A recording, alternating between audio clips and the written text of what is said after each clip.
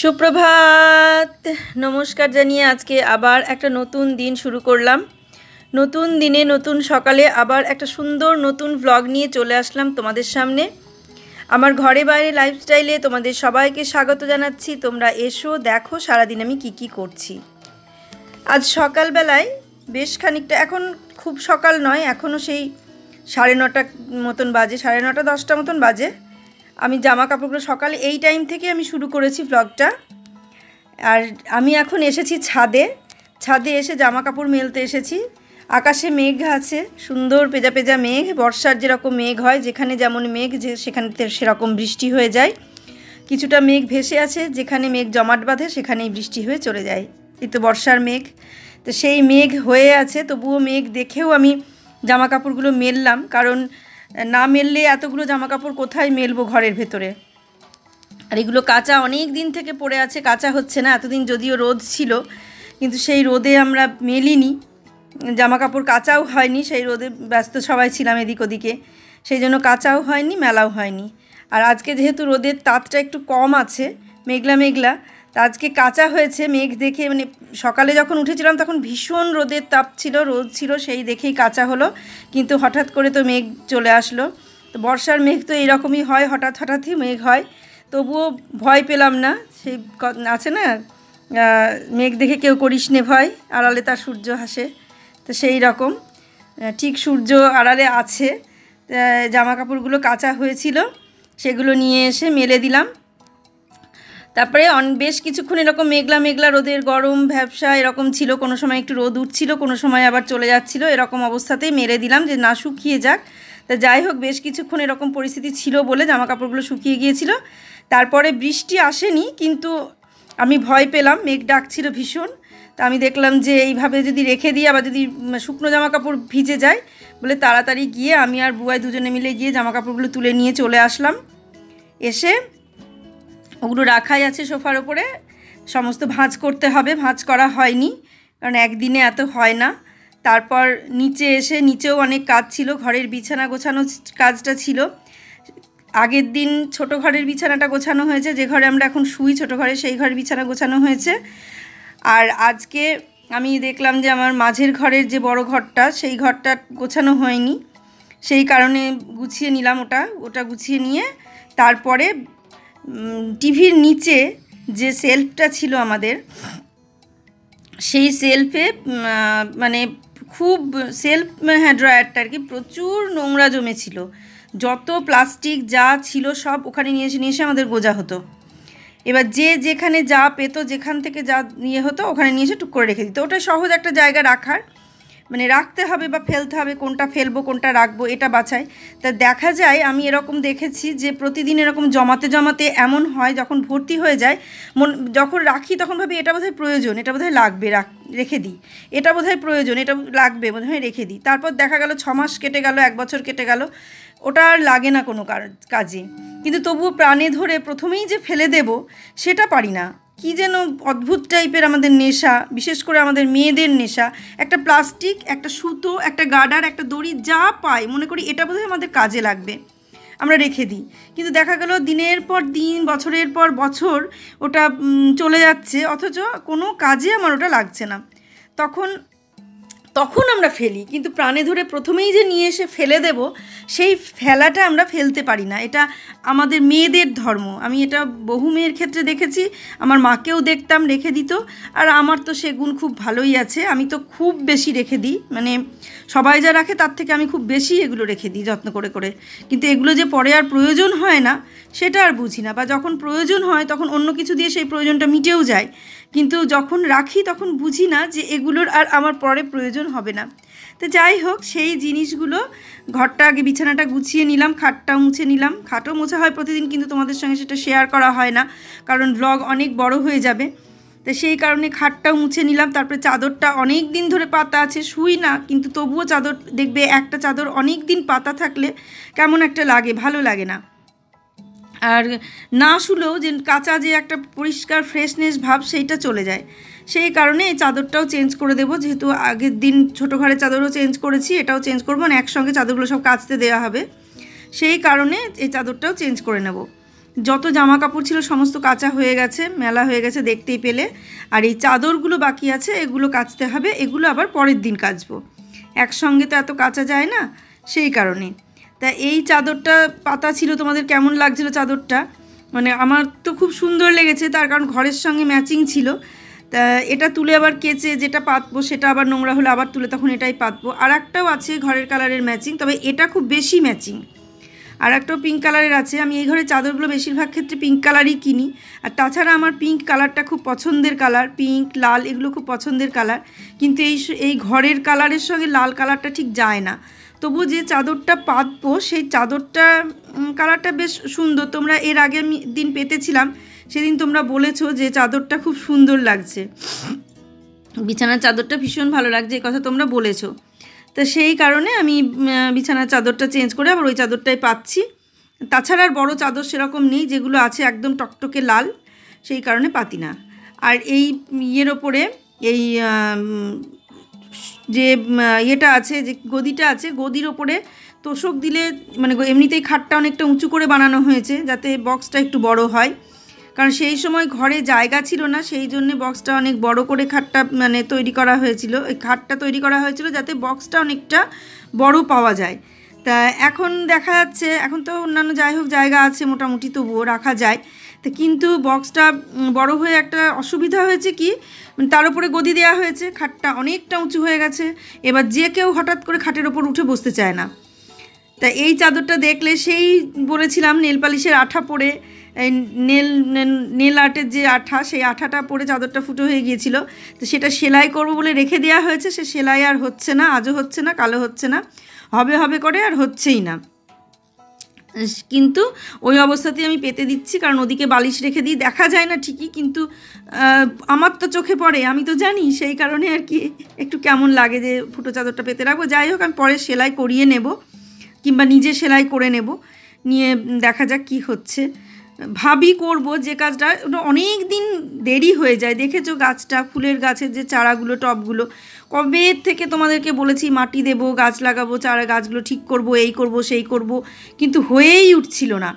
তারপর শুরু করলাম, তারপর দেখলে অনেকগুলো টব হয়ে গেল পরপর। এখন ইচ্ছা যে আরও টব, আরও গাছ, যে বাজারে গিয়েছিলাম, তারপরে দেখে এসেছি যে নার্সারিতে সেই গাছগুলো, সেই গাছগুলো আবার নিয়ে আসবো, নিয়ে এসে তোমাদের মানে আবার লাগাবো।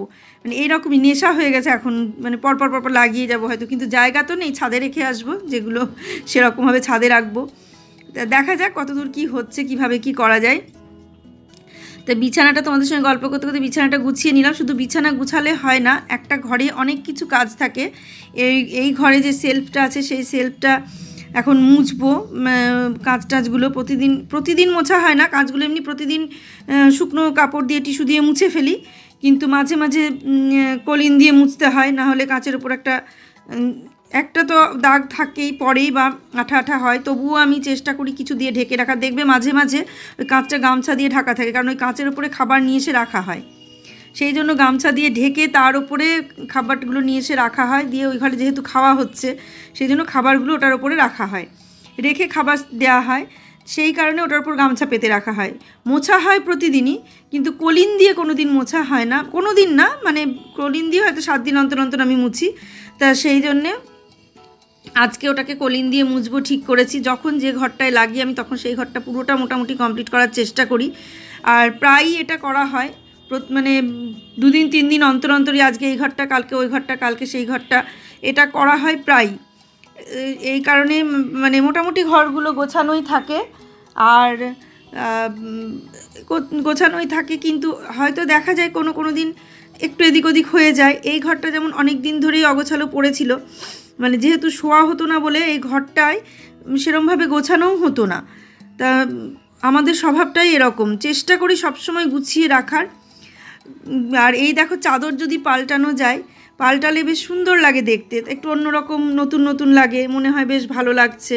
চাদর, বালিশের রুয়ারগুলো, এগুলো পাল্টালে বেশ ভালো লাগে। তো এবার আমি বিছানার চাদর যখন কিনবো, তখন তখন এবার মানে এইবার যেগুলো মোটামুটি কেনা হয়েছে, বালিশের ওয়ার দেওয়াই কেনা হয়েছে, সেট কেনা হয়েছে। তা এর আগে আমি সেট কিনতাম না, ওয়ার ছাড়াই কিনতাম, কিন্তু এখন দেখছি সেটটা কেনাই বেশি ভালো। সেট কিনলে কি হয়, একটার সঙ্গে একটা পাতলে দেখতে ভালো লাগে। তোমাদেরও দেখেছি সমস্ত তোমরা বিছানার যে কভারগুলো চাদরগুলো পাতো তার সঙ্গে বালিশের কভার সেটিং কেনো, তো এই সেটিং কভারগুলো দেখতে খুব ভালো লাগে।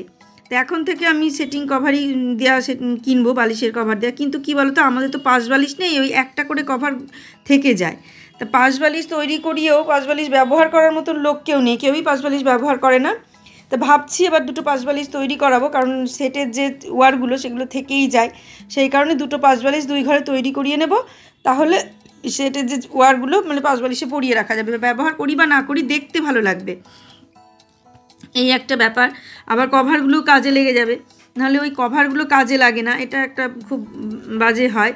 তা এই দেখো তোমাদের সঙ্গে কথা বলতে বলতে আমি এই ঘরের এগুলো সমস্ত মুছে নিলাম, এটাও। তারপরে যে যা যা জিনিসগুলো এখানে ছিল এখন তো সব শিফটিং হয়ে গেছে। এই ঘরে যে জলের বোতলগুলো থাকতো এখানে, সেই জলের বোতলগুলো আর এখানে থাকে না। জলের বোতলগুলো এখন ছোটো ঘরে থাকে, সেই জন্য ছোটো ঘরে একটা চেয়ার খাটের পাশে রাখা থাকে, সেই চেয়ারটার ওপরেই জলের বোতলগুলো রাখা হয়। একটা কর্নারে রাখা যেতে পারে, কিন্তু সেই কর্নারটায় রাখলে কি হবে, ওই কর্নারটা মোছা হবে না, সেই কারণে ওই কোনো বক্স বা কিছু ওই কর্নারে আমি রাখি না। আমরা ওই এক সাইডে রেখে দিয়ে একটা চেয়ার দিয়ে রাখি, তাহলে যখন ঘর মোছা বা ঝাড় দেওয়া হবে তখন সেই চেয়ারগুলো সরিয়ে দিয়ে সেখানটা মোছা হয়। ঘরের ভেতরটা পরিষ্কার করে এসে দেখো এবার বাইরেটা চলে আসলাম। বাইরে যে বললাম না টিভির নিচে যে শেলফটা, সেখানে দেখো কি পরিমাণ প্লাস্টিক, দড়ি এই সমস্ত জমেছে। তা এর মধ্যে থেকে বেছে বেছে যেগুলো বড়, যেগুলো দরকার হবে টিফিন নিয়ে যায়, সেই প্লাস্টিকগুলো রেখে দিলাম। আর কিছু ব্যাগ ছিল, ব্যাগগুলো রেখে দিলাম, যে চটের যে কাপড়ের ব্যাগ সেগুলো রেখে দিলাম। আর বাকি যে সমস্ত প্যাকেটগুলো কোনো কাজে লাগবে না, আর কোনো দিনই লাগবে না, ভাবি আমরা লাগবে অথচ লাগবে না। আমাদের মেয়েদের এটাই স্বভাব যে আমরা সবই যত্ন করে রাখতে ভীষণই ভালোবাসি, কিন্তু যে জিনিসটাকে বেশি যত্ন করলে কাজে দেবে তার সঙ্গেই দিনরাত ঝগড়া করি, সেটা হচ্ছে নিজেদের বর। সেটাকে যত্ন করে রাখাতে ঝগড়াটাই বেশি করি আমরা। যাই হোক, কথার মধ্যে আর একটা কথা বলে দিলাম। তো এই সমস্ত পুরনো জিনিসগুলো যত্ন করে রাখার থেকে ফেলে দেওয়াই ভালো। এরপর এগুলো আমি ফেলে দিলাম। ফেলে দেওয়ার পর আমি যত্ন করে রাখার পরে এগুলো ফেলে দেওয়ার পরে যেগুলো লাগবে সেগুলো গুছিয়ে রাখলাম, আর যেগুলো লাগবে না সেগুলো ফেলে দিলাম। তারপরে এই জায়গাটা গুছিয়ে নিয়ে আমি চলে যাব চুলে কালি করতে। অনেক দিন না, কিছুদিন আগেই করেছি কালি চুলে, কিন্তু কালিটা আছে, এখনও উঠে যায়নি। তবে সাইডে সাইডে একটু সাদা সাদা যেগুলো দেখা যায়, আমার তো পুরো চুলে অত দেখা যায় না, ওই সাইডে আর সামনে একটু যে সাদা আছে সেইগুলোই দেখা যায়, সেইগুলোকেই আবার একটু টাচ আপ করে নেব। তো সেই কারণেই আর কি ব্যস্ততা এত, কারণ ওটা করতে গেলে অনেকটা টাইম লাগে। রেখে দেওয়ার পরে আবার ঘন্টাখানেক বসতে হবে, আর ওটা দেওয়ার পরে অন্য কাজ করতে গেলে ঘেমে যাব। ঘেমে গেলে ঘামগুলো যখন চুইয়ে পড়বে আর সেই কালিগুলো তখন পড়বে গায়েটায়, সেই কারণে অন্যান্য কাজগুলো গুছিয়ে নিয়ে তারপরে আমি চুলে কালি দেব। তা বুয়ার বাবার মাথাতেও দিয়ে দেবো আর কি। মুদিখানার সমস্ত বাজার নিয়ে আসলো, দেখিয়ে দিই কী কী নিয়ে আসলো। এই যে বিস ফার্মের রিচ মেরি বিস্কুট, আর এখানে আছে ক্রিম ক্র্যাকার জিরা দিয়া, যেটা জয়া, এটা 4 প্যাকেট নিয়ে আসলো, ওটা 2টো নিয়ে আসলো, আবার পরে লাগলে নিয়ে আসবে। এখানে গোলমরিচের গুঁড়ো নিয়ে আসলো, এই গোলমরিচ বলছি, গরম মশলার প্যাকেট নিয়ে আসলো। আর এটা হলুদ, জিরে, তারপরে পোস্ত, 5 ফোড়ন, লবণ, আমুলের প্যাকেট নিয়ে আসলো একটা। এখানে স্কচ ব্রাইট তো না, এটা স্পার্কল লেখা আছে দেখছি। আর এখানে তেজপাতা, আর 2টো সর্ষের তেল ফরচুনের, আর 4টে ফরচুনের সানফ্লাওয়ার অয়েল। আর এখানে আনলো সেন্সোডাইন পেস্ট একটা, আর একটা লাইজল। এই কটা আপাতত নিয়ে আসলো, আর 2টো ব্রাশ নিয়ে আসলো, এবার যার লাগবে তার। এই পর্যন্ত আনা হলো, এগুলো তুলে ফেলি তাহলে। এটাই বলছিলাম যে আমরা কাজগুলো যখন করি তখন এইভাবে, এই ধরনের কোনো কাজ করলে একটু দুজনে মিলেই করি, তাহলে সুবিধা হয় গুছাতে। তা অনেক দিন পর ওই জায়গাটা গোছানো হলো। এরকম আরও সমস্ত ড্রয়ারগুলো আছে, একটা একটা করে খুলে পরিষ্কার করলে সব ড্রয়ারই মোটামুটি ফাঁকা হয়ে যাবে। তো দেখা যাক কোনটা কবে হয়, তখন তোমাদের সঙ্গে সেটা শেয়ার করব। আর মুদিখানার যা নিয়ে এসছে মাসের, তো পুরো মাস এতে হবে না, তবুও যেটুকু যা হয় মোটামুটি নিয়ে এসে রাখলো, আবার পরে নিয়ে আসবে বলে একবারে নিয়ে এসে কী করবো, নিচেই তো দোকান, আবার পরে যাব। বারবার বাজারে যেতে ভালোবাসে, ওকে বললেও শোনে না, বারবার বাজারে যেতে ভালোবাসে, বারবার বাজারে যাক। সেই জন্য এই বললো অল্প করে নিয়ে আসি, আবার পরে নিয়ে আসবো, মানে ওর এটা অভ্যাস আর কি, বাজার যেতে ভালোবাসে, আটকালেও শুনবে না। তা বিকেলে এরপর কালি টালি দিয়ে স্নান করে বিকেলে বাজারে গিয়েছিলাম, বাজার থেকে কী কী কিনে নিয়ে আসলাম, আমি কী কী কিনে নিয়ে আসলাম সেগুলো তোমাদের সঙ্গে শেয়ার করি। সমস্ত যেটুকু কাজ করলাম, যা অল্প বিস্তর যেটুকু করলাম সেটুকুই তোমাদের সঙ্গে শেয়ার করলাম। আর সারাদিন পর আমি একটুখানি পার্লারে গিয়েছিলাম, এই যে ভুরুটা করে আসলাম, এই দেখো ভুরুটা করে আসলাম। আর মুখে যে ওয়াক্স করি বললাম সেই ওয়াক্স করে এসেছি, ক্রিম মেখেছি, চকচক করছে ওই কারণে। আর চুলে কালি দিয়েছি, এই দেখো চুলেও আর একটা চুলও সাদা নেই, মানে একটু কালি দিয়েছি, এখানে সামনে সামনে যেগুলো সাদা দেখা যায় সেগুলো আর দেখা যাচ্ছে না। সব কিছু কমপ্লিট হয়েছে। তারপর বিকেলবেলায় সন্ধ্যের দিকে আমি গিয়েছিলাম যে গিফটটা দেবো সেই গিফট কিনতে। একটা বউ ভাত আছে তোমাদের বলেই দিলাম, সেই গিফট কিনতে গিয়েছিলাম। তো কী কী কিনে নিয়ে আসলাম, গিফট কিনতে গিয়ে কী কী কিনে নিয়ে আসলাম সেটা তোমাদের দেখায়। মানে আমার জন্যে বহু পুরনো, মানে বোধহয় আজকে 4-5 বছরের বেশি হয়ে গেল, সমস্ত জিনিস ছিল মাখার, সেই জিনিসগুলো আমি ইয়ে করতে পারিনি, মানে ব্যবহার করা হয়নি, পড়ে থেকেছে, দিয়ে সেগুলো সব ডেট পার হয়ে গেছে, ডেট পার হওয়া সমস্ত মেকআপ ফেলে দিয়েছি।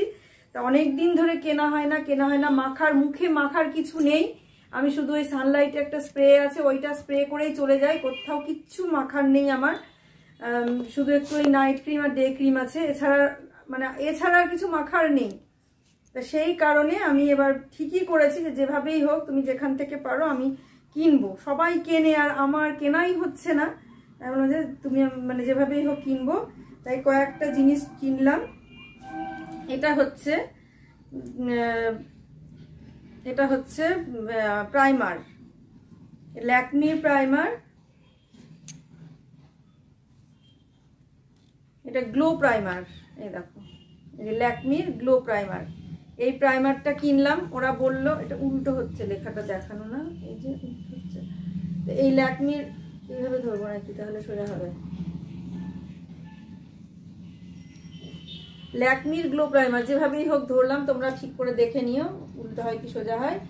গ্লো প্রাইমার এইটা কিনলাম, এই প্রাইমারটা একটু গ্লো করবে প্রাইমারটা একটু, তাই বললো, সেটা কিনলাম। বললো মানে দেখিয়েও দিল। আর তার সঙ্গে একটা ল্যাকমিরই ইয়ে কিনলাম, এই যে কি বলছে কভার স্টক, মাল্টি সিলভার, এটা হচ্ছে মেকআপ, মোট কথা সুইপ ব্লেন্ড হয়ে যাবে, স্টে করবে অনেকক্ষণ। এটা হচ্ছে ল্যাকমি, এই দেখো এটা একটা মেকআপ বা ফাউন্ডেশন কিছু একটা হবে, আমি খুলে দেখাই তোমাদের, দাঁড়াও। এই দেখো, এই যে এই জিনিস, এই মুখটা এটা দিয়ে আটকানো আছে, এই যে এইরকম, এই দেখো এরকম করে দিতে হবে, এটা এরকম ঘুরিয়ে এইভাবে দিতে হবে, এরকম করে, এরকম এই লাগানো, এরকম করলো, এরকম হয়ে যাবে। তাই এই একটা নিলাম, এটা মুখটা আবার আটকে রাখি।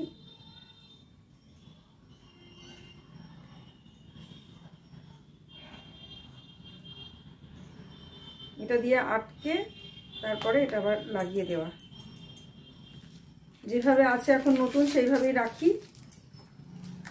এই একটা ফাউন্ডেশন বলো, মেকআপ বলো, যা বলো একটা কিছু হবে। আর এটা তো প্রাইমার বললাম, গ্লো প্রাইমার, এই প্রাইমারটাও একটু তোমাদের দেখিয়ে দিই খুলে।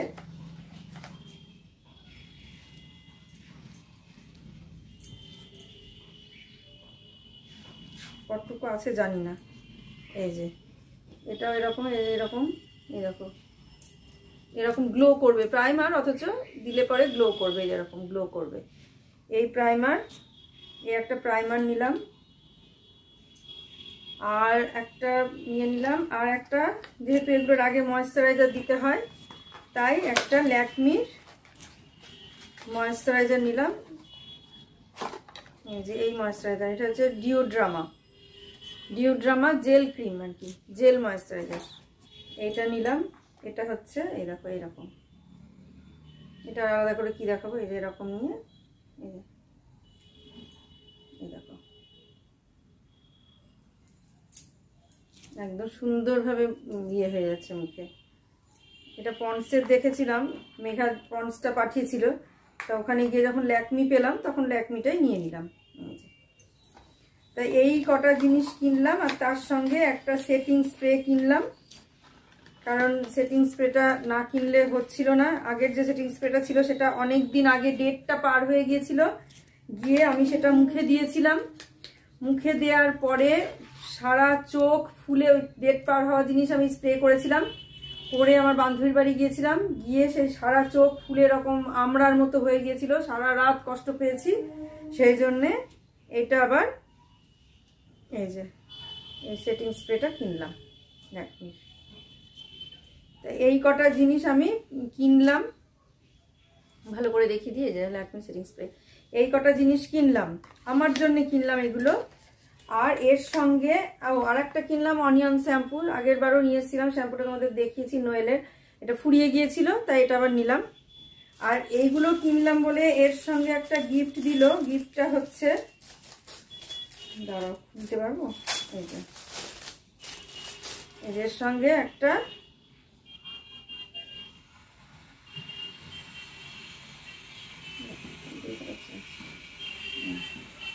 পেডিকিওরের, ম্যানিকিওর পেডিকিওর এইসবের সেট, এই দেখো এই সেটটা গিফট দিল আর কি, এটা অফার আছে, এটা গিফট দিল। সব কিছুই আছে, নেলের ইয়ে সব কিছু আছে এর মধ্যে। এই হলো আমার কেনা। আর বিয়েতে যাব, বৌভাতে যে গিফটটা দেব সেই গিফট এই যে, বাবা খোলাই যাচ্ছে না, এই যে একটা নাক ছাবি দেখতে পাচ্ছ, এই নাক ছাবিটা নেওয়া হলো বৌভাতে, বউকে গিফট করবো। তা এগুলো সবগুলোর দাম, কোনটার কি দাম নিয়েছে সেই দামটা আমাকে এখন এইটা দেখে দেখে বলতে হবে, তাই দাম আমি এখন আর বলছি না, পরে বলে দেব কিসের কি নিয়েছে। কি স্প্রে, সেটিং স্প্রে, প্রাইমার, প্রাইমারের দাম নিয়েছে 600, প্রাইমারটার দাম নিয়েছে 680 টাকা, আর সেটিং স্প্রেটার দাম নিয়েছে বোধহয় 490, আর ওই মেকআপটার দাম নিয়েছে 330 টাকা। আর ওই যে ময়েশ্চারাইজারটা নিয়েছি, সেই ময়েশ্চারাইজারটার দাম কত হলো, 330, যাই হোক কিসের কি দাম নিয়েছে বুঝতে পারছি না, একটা 330, একটা 490, আর একটা 765, একটা 680, আর একটা সিরাম নিয়েছি তার সঙ্গে, সেটা হচ্ছে 200 কত টাকা নিল এই সব। আর এই শ্যাম্পুটার দাম 335 টাকা। এই কটা জিনিস কিনলাম, এই হলো এর রেট। কোনটা কত আমি বলতে পারলাম না, কারণ আমি তো মানে দেখতে পাচ্ছি না এখন, চশমা নাই। এইগুলো দেখে দেখে তোমাদের যা নেয়ার তা নিয়েছি, যেগুলো নিয়েছি সেগুলো সব তোমাদের সঙ্গে দেখিয়ে দিলাম। আর আজকে আমি এখানেই ব্লগটা শেষ করছি। তোমরা সবাই ভালো থেকো, সুস্থ থেকো, সাবধানে থেকো। সামনের দিন একটা সুন্দর নতুন ব্লগ দেখার অপেক্ষায় থাকো। আজকে আসছি তাহলে।